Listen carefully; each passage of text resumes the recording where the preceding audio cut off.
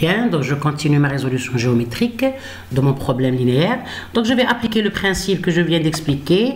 Je vais l'appliquer bien sûr à mon exemple. Ok, donc j'ai ma fonction objective qui est égale à 4x1 plus 5x2 et j'ai 3 contraintes. J'ai simplifié l'algorithme, c'est-à-dire l'exemple, pour que l'étudiant comprenne les différentes étapes.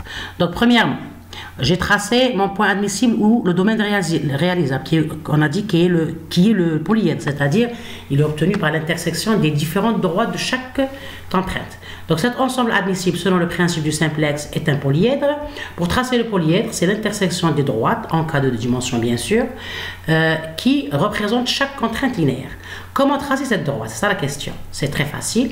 On sait géométriquement dans la géométrie en maths que pour tracer une droite, on n'a besoin que de 2 points. On a besoin de 2 points. Si on a 2 points, on peut tracer la droite qui lie les 2 points. Très bien. On ne peut pas avoir qu'un seul point parce qu'il faut avoir la direction.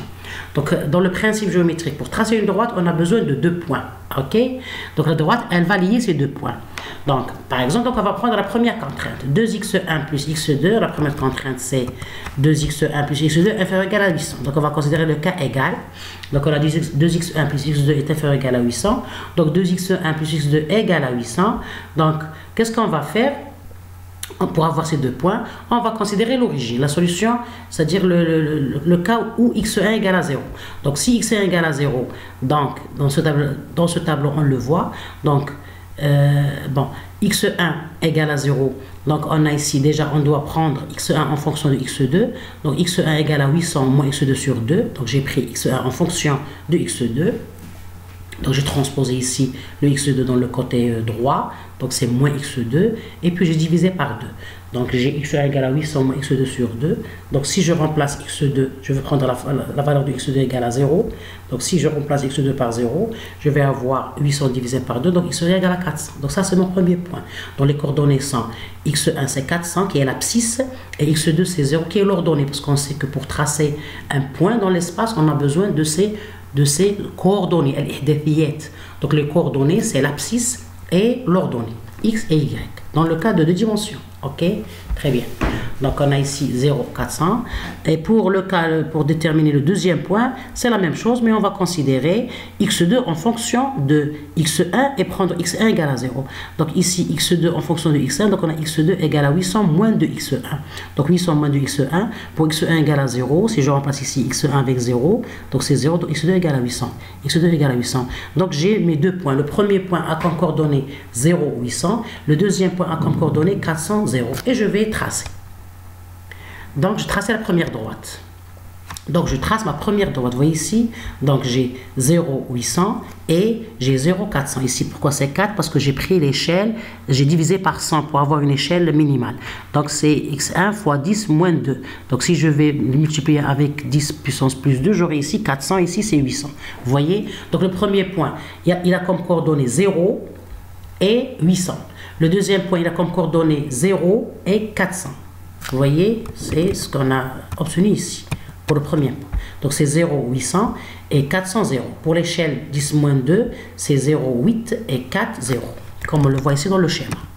Donc, mon premier point ici, c'est 0, 8. Donc, ça y est, on s'est mis d'accord sur le 8. À la place de 800, j'ai pris une échelle minimale. Si vous ne faites pas cette étape-là, vous pouvez considérer 0, 100, 200, 300, 400. C'est pour simplifier le graphique. Bien. Donc, ici, j'ai mon premier point. Le deuxième point, c'est 0, 4, bien 400.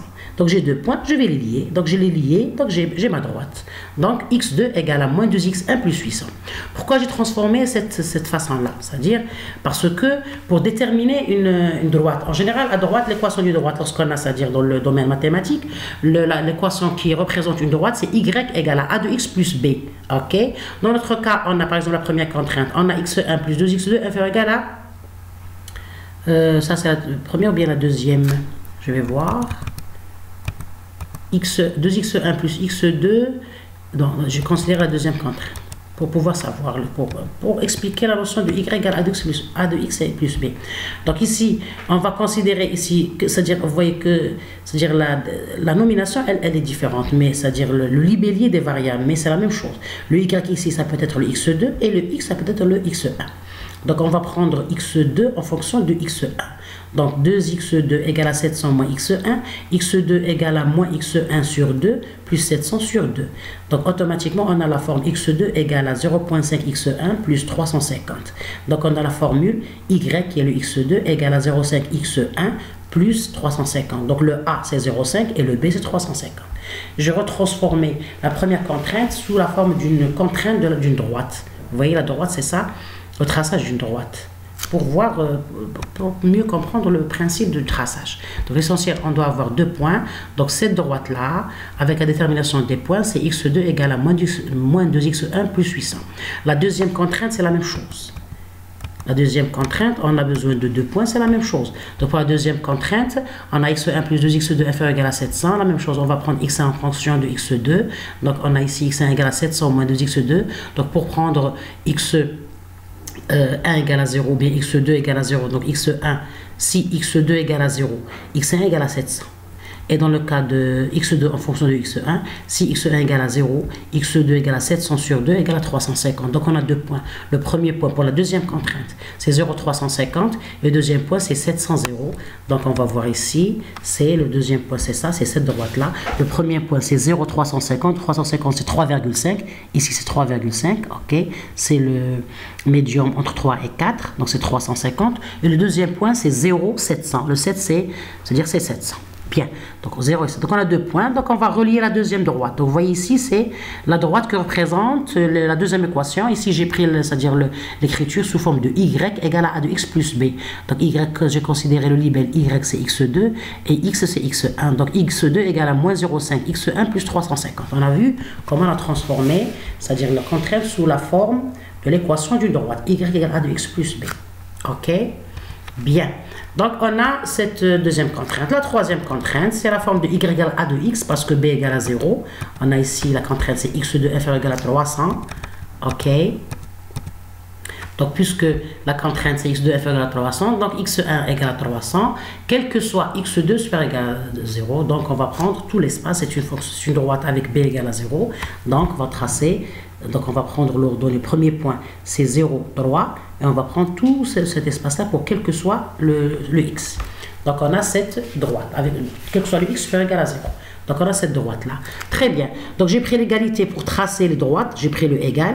Mais dans la réalité, je n'ai pas égal. J'ai inférieur ou égal. Dans mon problème linéaire, j'ai inférieur ou égal. Très bien. Donc, puisque j'ai inférieur ou égal, c'est-à-dire égal, c'est la droite. Donc, c'est tous les points qui appartiennent à la droite. Mais j'ai le inférieur. Donc, je vais prendre tous les points qui sont inférieurs à la droite. Donc, c'est tout, c'est-à-dire c'est tout cet espace-là. C'est tout cet espace-là. Vous voyez? Très bien. Puis pour la deuxième contrainte, c'est tout cet espace-là aussi.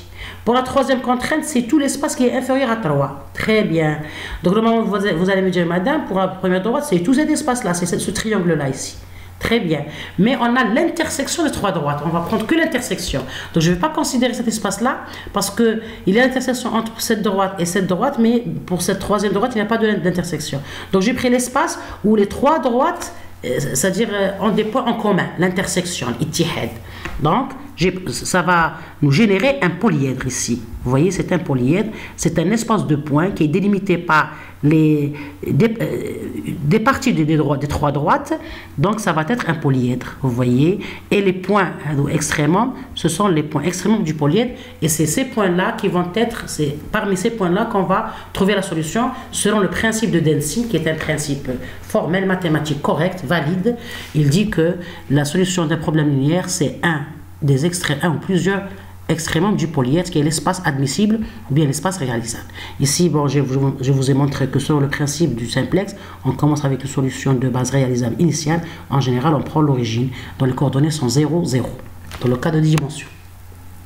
L'essentiel, on prend un point dont les coordonnées sont nulles. C'est les coordonnées de l'origine du repère ici orthonormal. Très bien. Donc, on a notre polyèdre, on a tracé les graphes, les droites, dans le cas de considérer l'égalité, mais on a inférieur égal, donc on va considérer tout l'espace des points qui est inférieur aux droites et on va prendre l'intersection entre les trois droites. Donc, on a trouvé notre polyèdre. Très bien. Ça, c'est la première phase.